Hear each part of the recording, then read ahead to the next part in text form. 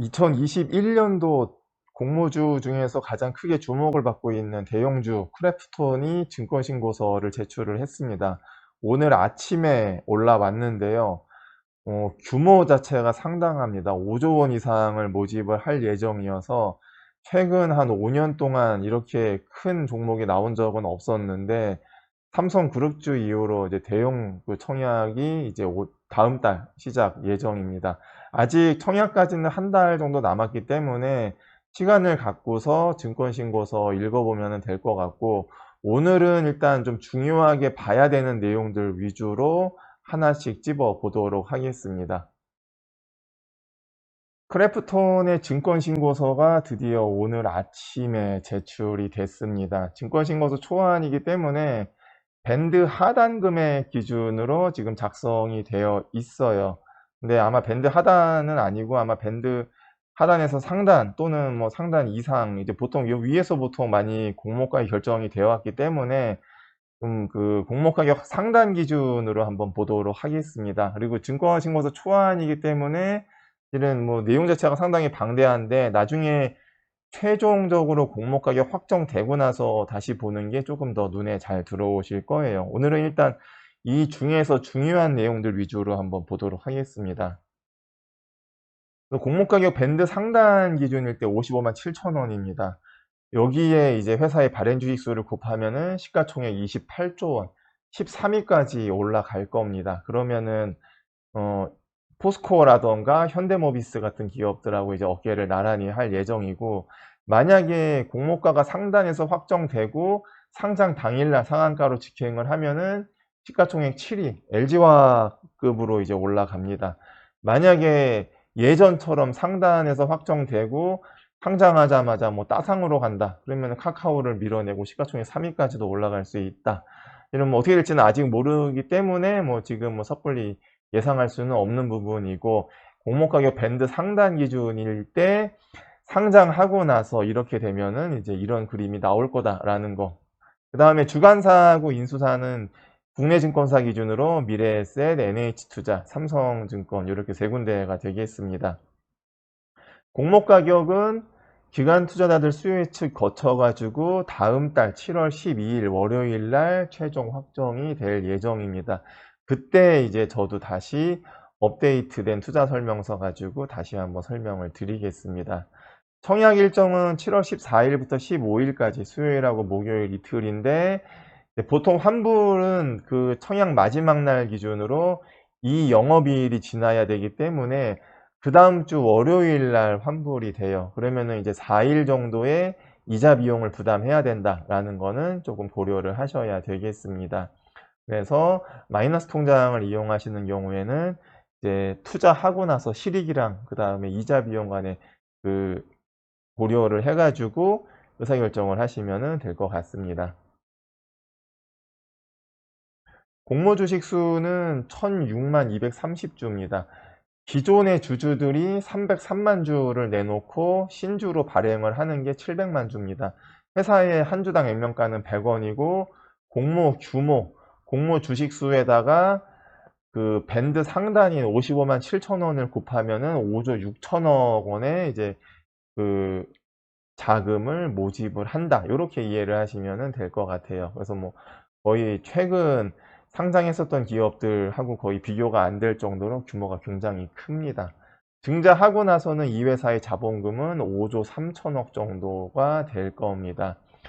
구주 매출로 300만 주, 이거는 신주 발행이 아니고 700만 주만 발행을 하기 때문에 이 공모 규모보다 증자 후 자본금이 작다라는 거는 이제 이해하시면 되고, 증자하고 나서 상장하면은 5,030만 주가 이제 그 총 발행 주식 수가 되겠습니다. 그래서 총 발행 주식 수에다가 공모가 55만 7천 원 밴드 상단 기준으로 했을 때 시가총액이 28조 원이 될 예정이고, 2021년도에 1분기 순이익이 1940억이었어요.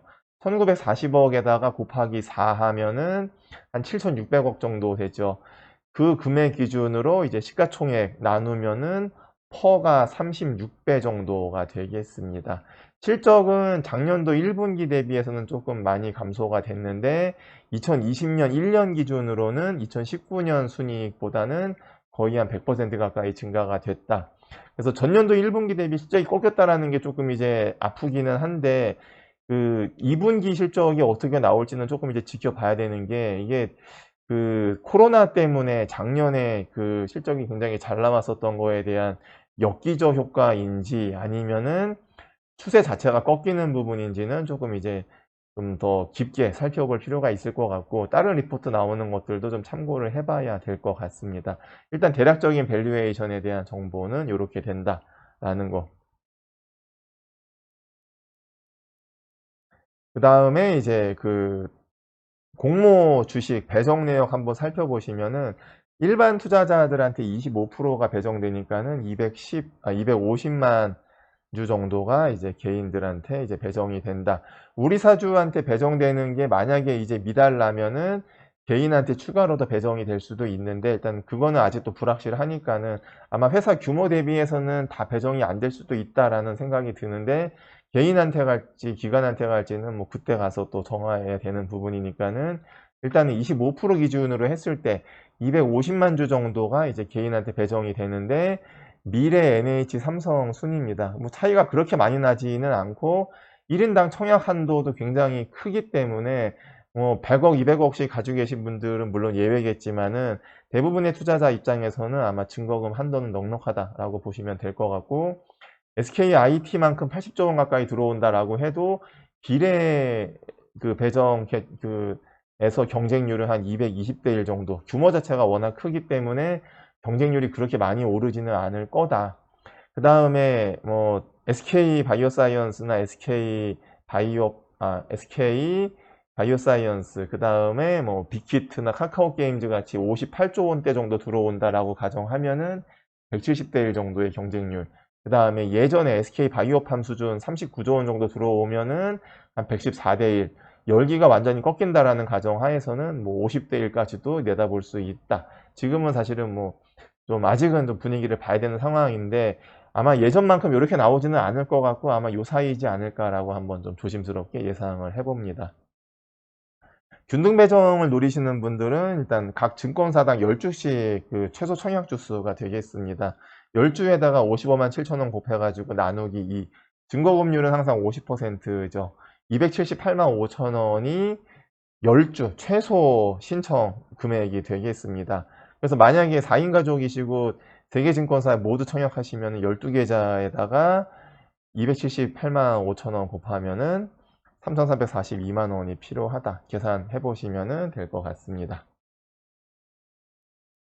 이슈 한번 좀 중요한 것들 위주로 간단하게 정리해 보겠습니다. 공모 가격이 어떻게 결정이 됐느냐? 일단은 퍼로 결정을 했어요. P는 이제 PER이죠. 회사의 이익 대비 주가 배수가 되겠습니다. 근데 역시 유사 기업이 국내의 NC소프트, 넷마블은 좀 리즈너블 하죠. 근데 아마 단일 게임 위주로 돈을 번다라는 가정하에서는 펄어비스가 들어오는 게 조금 맞을 것 같은데 펄어비스는 빠져 있고 좀 생뚱맞겠지만은 월트 디즈니 그 다음에 네디지 이거 뉴욕 나스닥 상장되어 있는 중국의 그 플랫폼 기업이죠. 그 다음에 우리가 잘 알고 있는 블리자드 사이즈가 좀 다른데 이런 회사들하고 비교하는 게 월트 디즈니 357조짜리 회사 그 다음에 넥슨 이거는 뭐 리즈너블 하죠. 워너뮤직은 또 왜 들어왔을까요? 아무튼 동종기업이라고 회사 그 주관사는 얘기는 하는데 잘 모르겠습니다. 과연 이게 동종기업인지는. 어쨌든 간에 이런 회사들이 이익 대비 퍼가 88배 받는 데도 있고 그 다음에 뭐 38배, 57배 등등이 있으니 이거 평균 내봤더니 45배더라. 그러니까 크래프톤의 2021년 순이익에다가 곱하기 4 해가지고 연한산 한 그 순이익 아까 제가 말씀드린 숫자죠. 여기다가 그 비슷한 회사들 월트 디즈니 뭐 네디지 그다음에 블리자드 등등 이런 회사들이 45배 받으니까는 우리도 한 이 정도 받아야 되겠다. 그래서 요 정도의 시가총액으로 계산이 된다. 다 받으면은 안 되니까는 디스카운트 해가지고 뭐 한 주당 55만 7천 원, 28조 원 정도대로 일단은 한번 좀 청약을 진행을 하겠다. 지금 이런 계산이 되겠습니다.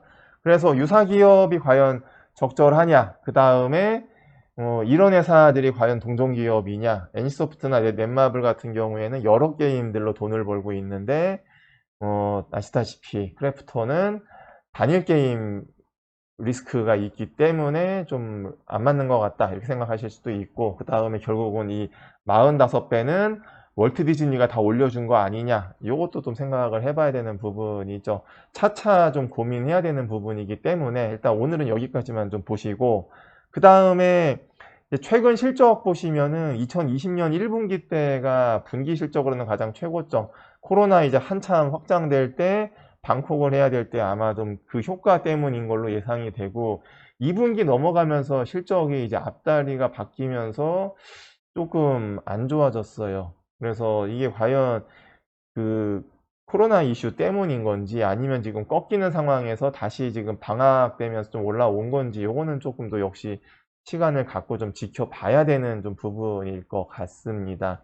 어쨌든 간에 2021년 1분기는 2020년 1분기 대비해서 매출액이 13%, 영업이익은 무려 49%나 감소가 됐다라는 게 조금 이제 뼈가 아픈 상황이고, 단 2020년 2, 3, 4분기보다는 매출액하고 영업이익이 다시 또 올라왔기 때문에 그렇게 그 나쁜 상황은 아니다, 이렇게도 볼 수가 있겠습니다. 그래서 매출액 1분기 때 보면은 이제 그 분위기가 역시 또 좀 작년하고 조금 다르다라고 볼 수도 있고, 국내 매출액은 2019년부터 꺾이기 시작을 해가지고 좀 회복이 안 되는 상황으로 볼 수가 있고, 그 다음에 아시아 쪽이 지금 많이 늘었다라는 게 아주 좋은 상황이죠.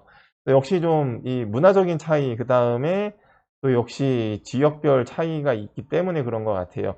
유럽이랑 북미 쪽은 좀 재미가 없나 봅니다. 이 매출액이 계속 꺾이고 있는 상황이어서 지금 북미랑 유럽 쪽에서 실적이 안 나온다라는 게 가장 큰 고민이고, 아시아 쪽은 기대 이상이다, 우리나라도 실적이 안 나온다라는 것 때문에 좀 이제 앞으로 어떻게 될 거냐, 요거는 좀 어쨌든 간에 좀 자세히 그 실적에 대한 이야기나 아니면 기업의 그 사업에 대한 이야기는 좀 시간을 갖고서 보도록 하겠습니다. 오늘은 퀵 리뷰니까는 중요한 것들 위주로만 찍겠습니다. 그 다음에 이제 역시 또 단일 게임 리스크는 계속 얘기할 수밖에 없어요. 배틀그라운드랑 테라 등되어 있는데, 사실은 배틀그라운드가 매출액의 거의 90% 이상이기 때문에 배틀그라운드를 빼고선 얘기를 거의 할 수가 없는 상황이죠. 그 다음에 이제 온라인 비중이 점점 줄어들고 있고 모바일로 확장이 되고 있다. 이건 사실 굉장히 좋은 상황이죠. 그래서 모바일이 아무래도 확장성이 있기 때문에 모바일 매출이 늘어나고 있다는 거는 아주 긍정적인 효과라고 볼 수가 있겠습니다. 마지막으로 공모주에서 가장 중요한 것 중에 하나가 유통가능 주식수인데, 결론적으로는 안 좋습니다. 보호예수되는 물량이 57%, 유통 가능한 주식수가 발행 주식수 대비 43% 가까이 된다. 기관 투자자들이 얼마나 많이 의무보유 확약을 해줄지는 모르겠지만은 그래도 유통 가능 주식수가 상당히 많다라는 거는 상장 당일날 수급 측면에서는 조금 이제 악영향을 끼칠 수 있다라는 거는 고려를 해야 된다라고 보시면 될 것 같습니다. 일단은 오늘은 여기까지 해가지고 중요한 내용들, 공모 가격이 어떻게 결정이 됐느냐, 유통 가능 주식수가 얼마나 되느냐, 기타 청약 관련된 내용들 위주로 정리를 해드렸고, 자세한 이제 좀 디테일한 그 증권신고서에 대한 리뷰는 공모 가격이 확정되고 나서 다시 말씀을 드리도록 하겠습니다. 오늘 방송 여기까지 해서 마치도록 하겠습니다.